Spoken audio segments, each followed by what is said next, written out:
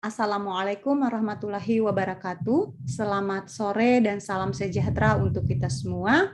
Izin kami dari kelompok 2, kelas Strategic Management, mata kuliah Teori Organisasi Industri, akan menyampaikan analisis industri airframe manufacturing yang terdiri dari Diah Ratna Faujiana dan saya sendiri Rabiatul Adwiyah. Berikut adalah pendahuluan. Adapun yang melatar belakangi kami melakukan analisis industri manufaktur airframe adalah kami melihat bahwa penerbangan merupakan bagian tak terpisahkan dari transportasi negara manapun. Dari transportasi negara manapun yang kini turun drastis karena pandemi COVID-19. Maskapai-maskapai yang menjadi sumber transportasi cepat bagi penumpang secara tidak sadar turut mengangkut virus melintasi perbatasan. Karena itu, banyak negara telah memprioritaskan kesehatan masyarakat daripada pertumbuhan ekonomi dan telah menghentikan penerbangannya. Namun, banyak negara telah memulai juga beberapa operasi penerbangan domestik bahkan internasional untuk memenuhi tujuan terbang yang mendesak bagi warganya.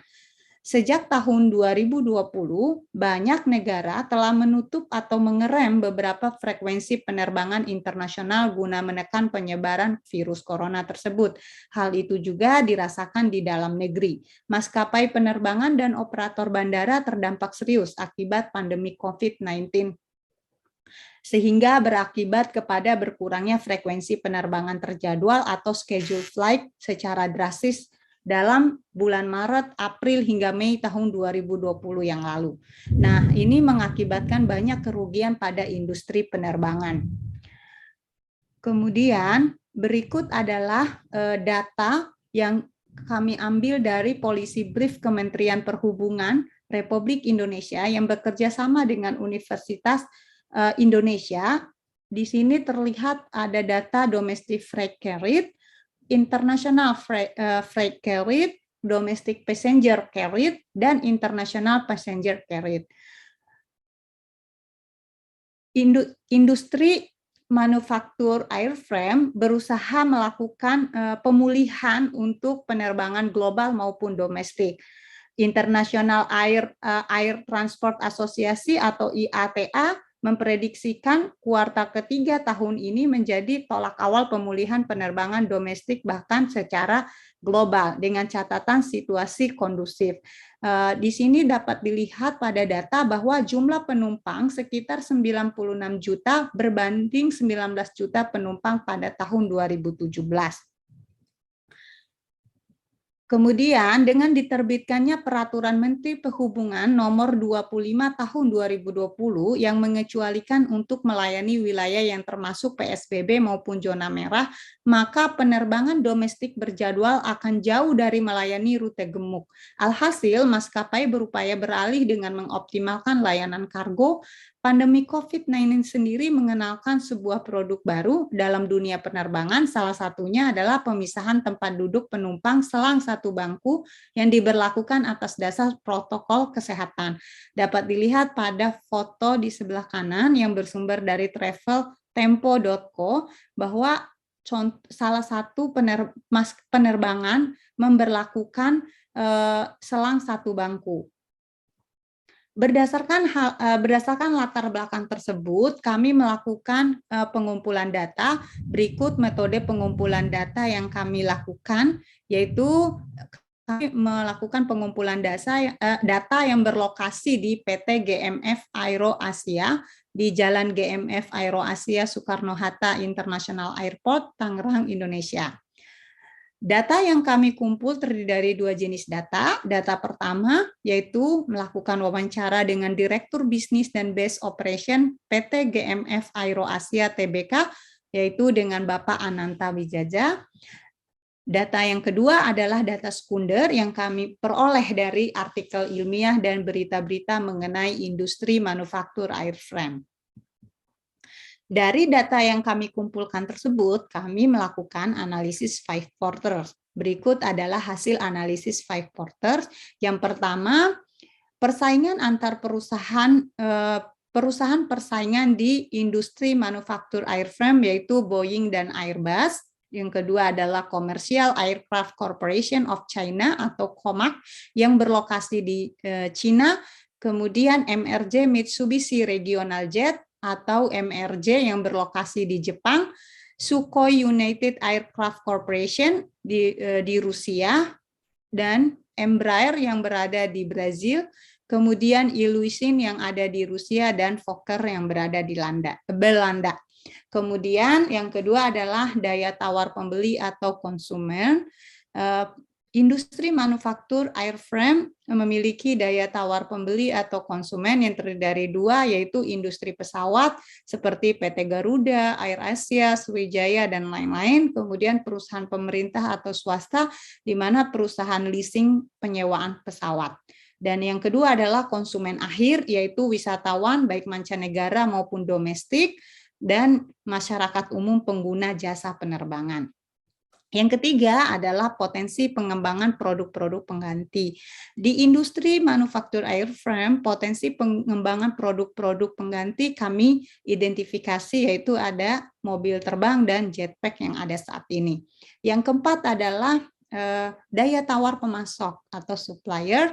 Di industri manufaktur airframe terdiri dari engine atau CFM, kemudian penyedia bahan bakar, penyedia peralatan servis dan maintenance seperti Pratt dan Whitney, dan Rolls-Royce dalam pembuatan mesin jet, kemudian karyawan yang tergabung di serikat pekerja, dan universitas yang menghasilkan hasil-hasil riset terkait dengan pengembangan produk dan jasa industri penerbangan. Dan yang terakhir adalah General Electric pemasok jet engine.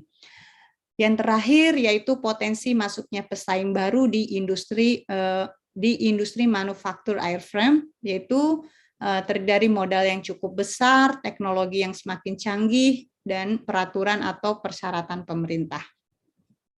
Dari hasil analisis 5 quarters tersebut, kami rangkum di dalam trade to profit yang kami beri range dari low sampai high, di mana internal range-nya adalah low to medium, rivalry-nya low, kemudian entry substitution or complements dikategorikan medium, kemudian supplier power dikategorikan medium, dan buyer power dikategorikan medium. Untuk analisis value net akan disampaikan oleh rekan saya, yaitu Bu Diah. Terima kasih Bu Atul. Dalam kesempatan berikut, saya akan menyampaikan analisis value net untuk industri airframe manufacturing.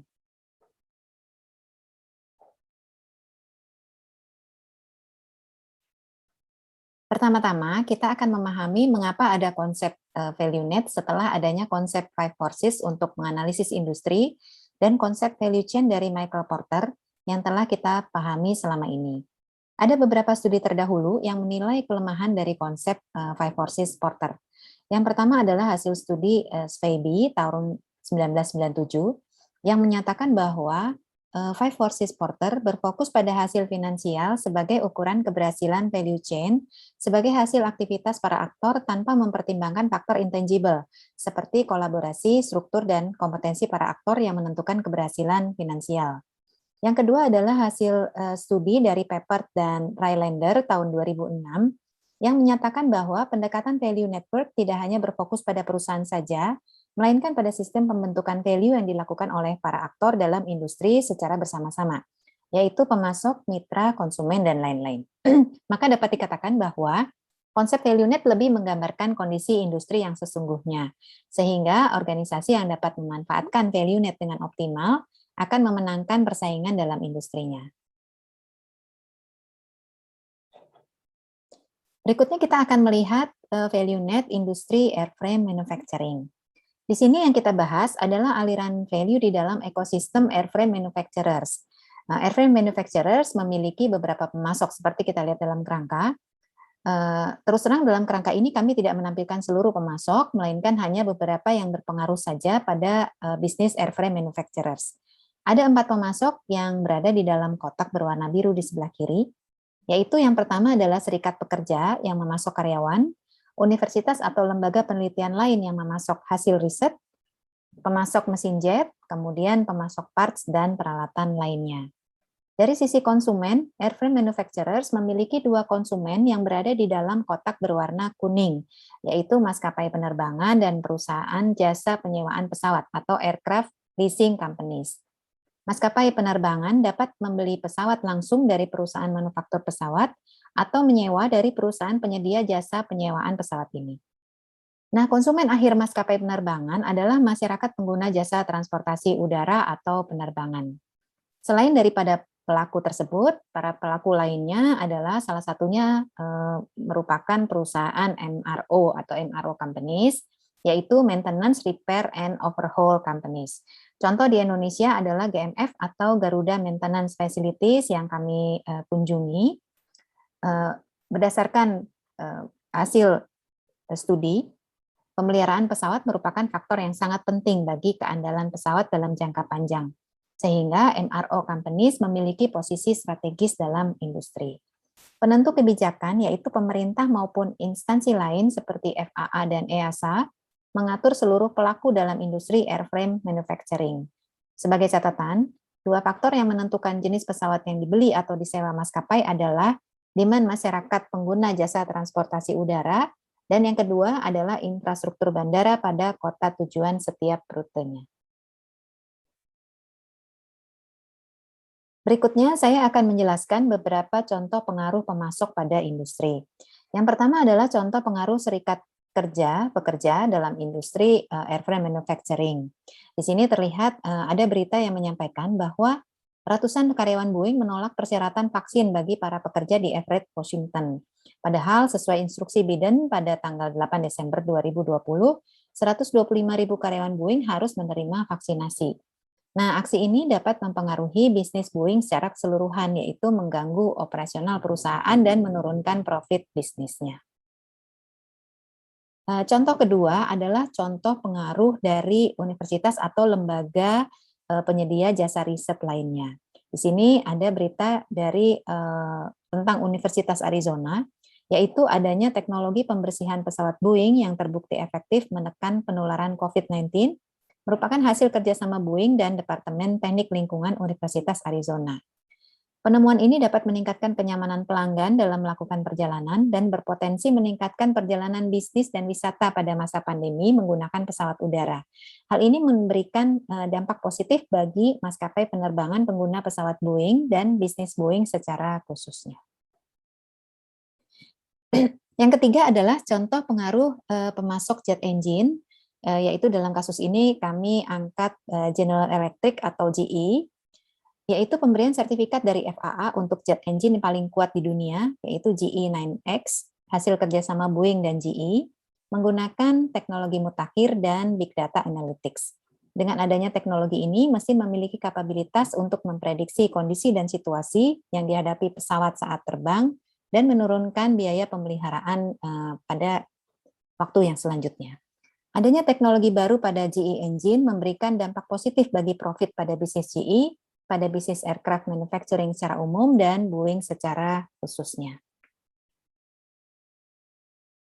Selanjutnya akan saya sampaikan tinjauan literatur dan wawancara yang menjelaskan value antar aktor dalam value net industri airframe manufacturing. Terdapat 7 source yang kami gunakan untuk mengidentifikasi value dalam industri. 6 diantaranya adalah data sekunder berupa hasil studi terdahulu, dan 1 source adalah berupa hasil wawancara Direktur Bisnis dan Base Operation PT GMF Aero Asia Tbk. Pada kolom pertama di sebelah kiri, terdapat beberapa faktor yang menggambarkan karakteristik value net dalam industri. Yang pertama adalah after sales support dan revalue. Faktor ini disampaikan oleh narasumber dari GMF merupakan faktor yang dipertimbangkan saat pembelian pesawat terbang. Nah, faktor kedua adalah ketersediaan parts dinyatakan dalam hasil studi Richter dan Walter pada tahun 2017. Value ketiga, yaitu kolaborasi, merupakan faktor yang paling banyak dinyatakan dalam source yang kami gunakan, baik dalam hasil studi terdahulu maupun dari hasil wawancara. Berikutnya, yaitu penggunaan teknologi yang intensif, juga dijelaskan sebagai faktor penting dalam industri. Dukungan riset dan pengembangan dinyatakan dalam studi Bacak tahun 2015. Sedangkan faktor keahlian sumber daya manusia diidentifikasi dalam studi Bacak dan Heang and Mohan. Faktor berikutnya adalah dukungan finansial yang dinyatakan oleh 3 studi terdahulu, dan faktor terakhir adalah efisiensi pada operasi yang dinyatakan pada hasil studi Heang dan Mohan pada tahun 2017 dan juga dinyatakan dari hasil wawancara dengan narasumber GMF.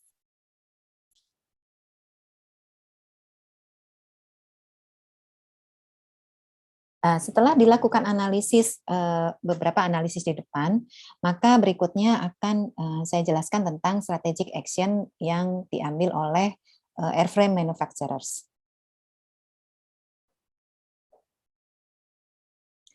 Yang pertama adalah kolaborasi dengan perusahaan jet engine menggunakan teknologi tinggi.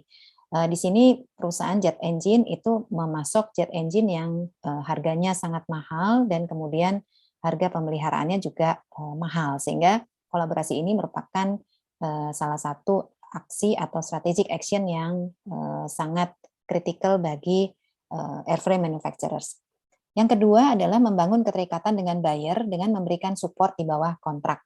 Nah, support ini merupakan salah satu pertimbangan penting bagi maskapai penerbangan dalam penentuan pembelian pesawat. Yang ketiga adalah bekerja sama dengan institusi penyedia jasa riset, baik berupa universitas atau lembaga riset, untuk mengembangkan produk dan jasa baru di industri airframe. Hal-hal yang dapat disimpulkan dari beberapa analisis kami adalah sebagai berikut. Yang pertama, industri airframe manufacturing untuk pesawat penumpang bermuatan menengah hingga besar dikuasai oleh dua pemain besar saat ini, yaitu Airbus dan Boeing, dengan struktur pasar duopoli. Dinamika industri dinilai sedang karena membutuhkan waktu yang panjang untuk desain, yaitu beberapa tahun, kemudian produksi beberapa tahun juga, dan masa pakai pesawat 20-30 tahun. Dan setiap pelaku aktivitas tersebut membutuhkan sertifikasi dari institusi yang memiliki otoritas, yaitu FAA atau EASA. Yang berikutnya, daya tawar kedua pemain besar sangat tinggi terhadap pemasok, kecuali pemasok jet engine, karena harga produknya mahal, biaya pemeliharaannya mahal, dan pelaku industrinya terbatas, yaitu diantaranya GE dan Rolls-Royce. Sedangkan daya tawar terhadap pembeli dinilai sedang. Value yang dominan pada industri adalah penggunaan teknologi yang intensif, kolaborasi, dan dukungan finansial. After sales support merupakan faktor penting yang dipertimbangkan maskapai penerbangan saat pembelian pesawat, yaitu berupa manual, training, dan waranti. Kemudahan upaya revalue pesawat untuk dapat diremajakan kembali juga merupakan pertimbangan yang penting. Berikut adalah referensi yang kami gunakan dalam mengidentifikasi value di dalam ValueNet industri airframe manufacturing. Demikian penjelasan kami tentang analisis industri airframe manufacturing. Semoga bermanfaat. Terima kasih banyak. Selanjutnya, slide berikut menjelaskan material yang kami gunakan dalam proses wawancara dengan Direktur Bisnis dan Base Operation PT GMF Aero Asia Tbk. Wassalamualaikum warahmatullahi wabarakatuh.